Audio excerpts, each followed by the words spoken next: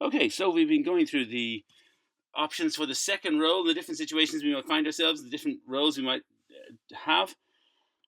And I'm going to go off on a tangent. That little diagram there in the screen is off on a tangent, if you can see what I mean. And just look at what's called the double threes blitz. Now, I was convinced that I'd heard about this in the Backgammon is Beautiful lesson from Dan Rivera, but I couldn't find it. What I did find was another series of lessons. There's only 6 of them. Justin Noel, I really liked these ones.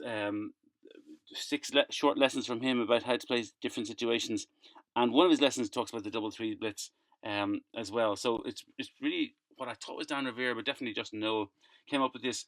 And I just thought it's while we were looking in the last video about how to play double threes, um, this sort of kind of follows on. It's a good time to follow on with it. It's not looking at a different opening roll. It's not strictly relevant to the opening replies. It's just a tangent that I just think is helpful. So I'm going to make a short video about it here. And it's this: we've rolled double threes, and in the last video you'll know that we play what Bill Roberti calls the attacking roll if we can, and we hit our opponent onto the bar. We cover that point.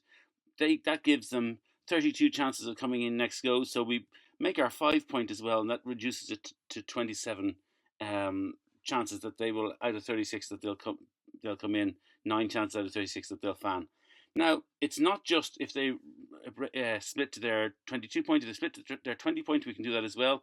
So this time we hit in the 5 point and cover it, and then again, rather than them having 32 chances coming in, we restrict it to 27 by making our 3 point as well. And it really doesn't matter. Whichever way they start doesn't matter. We'll end up in exactly this position. I gave them a 5-2 and a 5-4, so they've put an extra checker on their 8 point. Sometimes they might have a loose checker up in their outer board. It has no effect on this. Either way, our position is the same. Their position is under pressure, and they're facing a situation like this. And first of all, looking at this, we need to look at, well, what is the cube action after this? And this what's just Noel calls the double three blitz. Well, if they, I said they have 27 chances of coming in off the bar in the next go, but 1 in 4 times they're not. They're going to roll one of those 9 rolls out of 36 that dances. The action after that, the cube action after that, is if they're in this position and they have danced, it's a double and a take. Very clear double and very clear take. They still have chances in the game, but we've got off to a good start, so we double.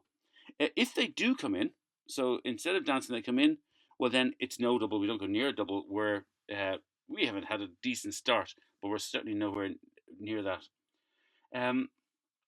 But if that really kind of starts at the match score of 0-0, if you look down the column there on the left, you see this match score is 0-0. If we were to change that match score, some interesting things apply. So if we're both 4 away, 4 away, what would you think would happen now in terms of cube action? And the answer is, if we double them and we're to get a gammon, we're definitely ahead and have good winning chances, and we have some gammon chances here. So if we double them and gammon them, we win the entire match. So it would be fatal for them to be doubled and gammoned. So for that reason, it becomes a double and a pass at 4 away, 4 away. And even at it's funny how the match score makes such a difference, because look at us, we're 9-9 in the match. If I make it 10-9 to us, 10-9, we don't need a double gammon. We don't need it's an inefficient use of the cube here. It would give them a chance of getting a gammon, winning the match. Think about it here.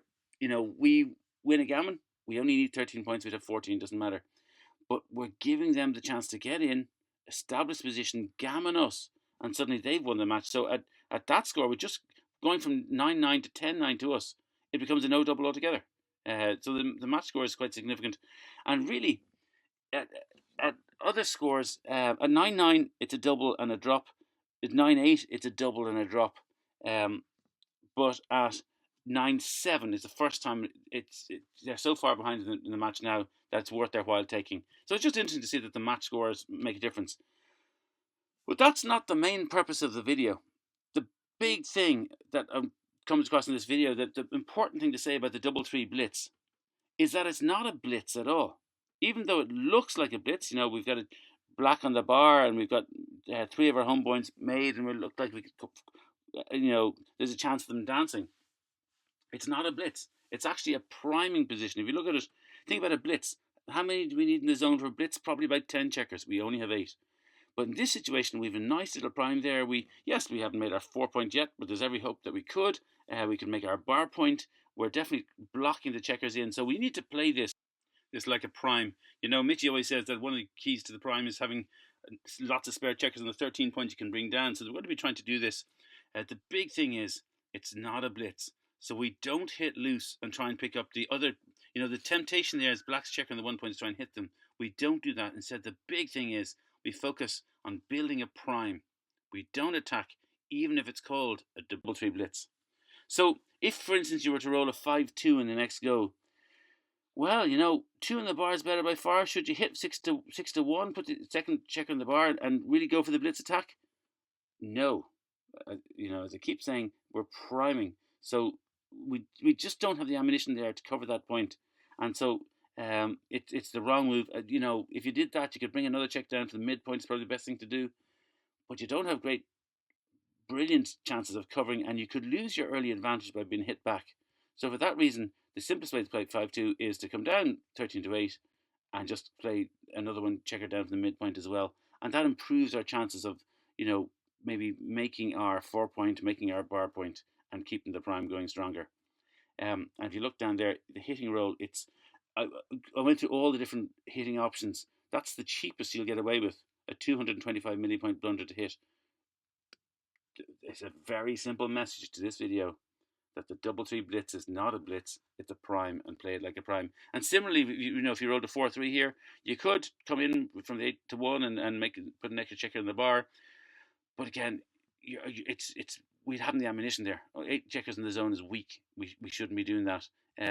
Instead, we play 3 down to the midpoint. Now, I have to admit, when I was looking at this, I thought, well, you know, priming, let's bring a 4th checker down to the midpoint and really have great diversification there. That's it's a bit of an error to do that. It's an overplay. XG prefers us just to split at the back. But that's the better use of the 4-3. If you look, my bringing 2 down is the 4th one there. It's a 30 millipoint error. But definitely hitting is the 5th one. I actually had to put this into XG. It didn't even give it as a suggestion hitting. It was horrified when I tried to hit with it at 173 millipoint blunder, because it's just not the thing to do. We're not blitzing. I played around with this. That was as far as Justin Null got. And I played it and thought, well, what if we rolled double 5s? And if you look at double 5s, well, you know, the 3 of the 5s are kind of 4. You've got to bring 3 down to the midpoint. There's nothing else you can do. You can't move the checkers to the back. It's the 4th 5. What do you do with it? Well, now we have 11 checkers in the zone. Now I was thinking, surely now it's time to blitz with all those checkers in the zone. So, you know, you could play 6 to 1 here. But if you look at the structure here, only a 7 covers next go. And we could very quickly lose our advantage if black were to come in and hit with a 1. So it's not the right thing to do, even with double 5s, which is the best roll I thought I could give us. You put that back there, and the 4th 5 is just you play 8 to 3. And of course, if black doesn't come in next go, well, now we really are thinking, well, there's a chance of closing them out. We might move into blitz action there. So that was about double 5s. I feel this video is a bit of a tangent from our opening replies, of course, and I'm going to, having been on a tangent, I'm going to go off on an even further tangent, just look at how match score can affect that situation, and also the use of the cube. So, but that was our double 5s position. But think about it, we wouldn't be playing double 5s just on a board like that. We would have doubled at this stage, because that we know that's a double and take. So the cube would have moved to our opponent's board. And now what do we do with the double 5s? Well, just when we don't have the cube, ownership of the cube or access to the cube, we tend to play more aggressively. Should that make it that we play, you know, the 6 to 1 and bring 3 more down? No, it's less of an error, but it's still right. So I kind of played around this and said, well, look, what if it's that 9, you know, 4 away position that I mentioned earlier on? Does that make it right to be aggressive? And it sort of does. It's really a toss-up now between which move you want to do, because having passed the cube, having it, you know, it's such a gammon go position here that, you know, it might be worth hitting. And then I tried to make it even more gammon go-ish. So I made it 1 away, 4 away. We're 4 away. It's post Crawford, so a doubled gammon. We've doubled, and now the gammon is on. Should we be a bit more aggressive? And this was the only way I could get it that the hitting was right, and the safer move becomes a bit a marginal error. So I said this is a tangent to a tangent, but it was just interesting to see how the use of the cube and the match score affected the need for aggression. One final thing is just what we're the ones receiving on the receiving end of a double three blitz. I don't know what there's something probably biblical about that. Double three onto others as they double three onto you, or something like that. I'm not sure, but in that position, so if you look at how we're up the top, we've been double three blitzed, and it's our role. We've just Black has just hit us and played the attacking role. They haven't had a chance to double yet. It's our role. What should we do? And there's a little bit of a theme here. If we're on the receiving end of double three blitz, our big priority, it's urgent. We need to get an advanced anchor, because think about it. What Black is doing is building a prime. So we want to fight for the advanced anchor. So we were to roll as 1-6. I think you'd probably do this intuitively anyway. You've got to come in with the 1. How would you play the 6? You'd probably, for lack of anything else to do, would play 24 to 18. But now we have a reason for doing that. That's the right move. But the reason for doing that is it gives us a chance. If Black doesn't hit us and we can cover that, we've made an advanced anchor and we've got past the prime that Black is threatening to build here.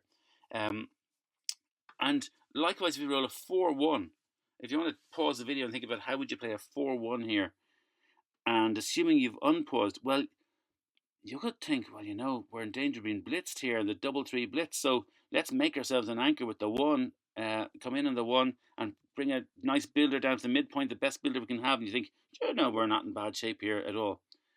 But remember, what is the focus against a double three blitz? It's to build an advanced anchor as quickly as possible. So that's actually not the thing to do. Instead, we go back to the start again here. We come in with the 4, and we just nudge gently forward with the 24 to 23. That gives us the best chance of building an advanced anchor before Black can get their prime going. And that's the urgency for us.